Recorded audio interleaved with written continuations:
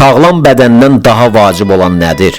Bəzən insanlar xəstə deyirlər, amma sağlam da deyirlər. Sizin üçün sağlamlıq nədir? Analizlərdəki normalar, yoxsa daxili rahatlıq? Xəstəlik sadəcə diaqnozdur. Bəs sağlamlıq nədir? O da sadəcə analiz cavabıdır, yoxsa gündəlik həyat keyfiyyətidir?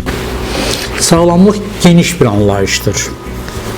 Burada insanın həm fiziki sağlamlığından gedir söhbət, həm də onun mənəvi sağlamlığından gedir söhbət.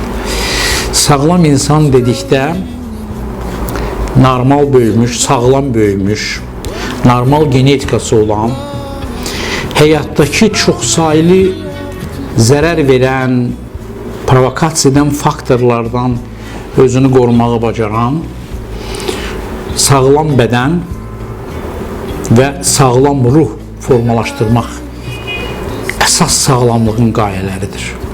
İnsan ola bilər ki, bədəni sağlamdır, amma onun ruhu sağlam deyil. Onu biz sağlam saya bilmərik. Buna görə ki, sağlamlığa bax, belə bir kompleks yanaşmaq lazımdır.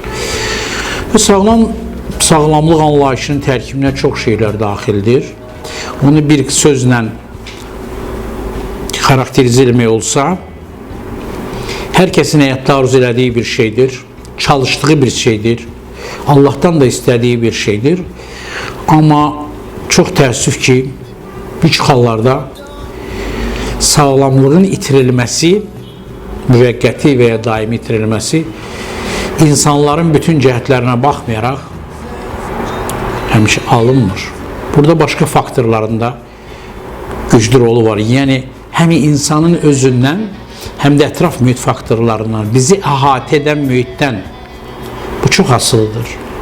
Bugün əsrimizi götürsək, 21-ci əsr stres əsridir.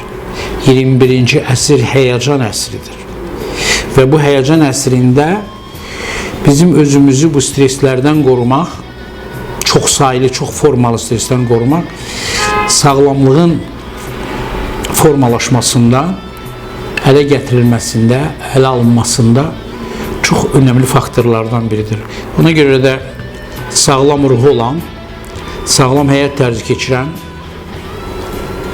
həyatdan zövq almağı bacaran, həyatda yaşamağı bacaran insanlarda ətraf mühit faktorlarının, digər faktorlarında nə qədər negativ təsir olsa da, onlar bunun qarşısını ala bilirlər. Hər kəsə sağlamlıq arzulayıram.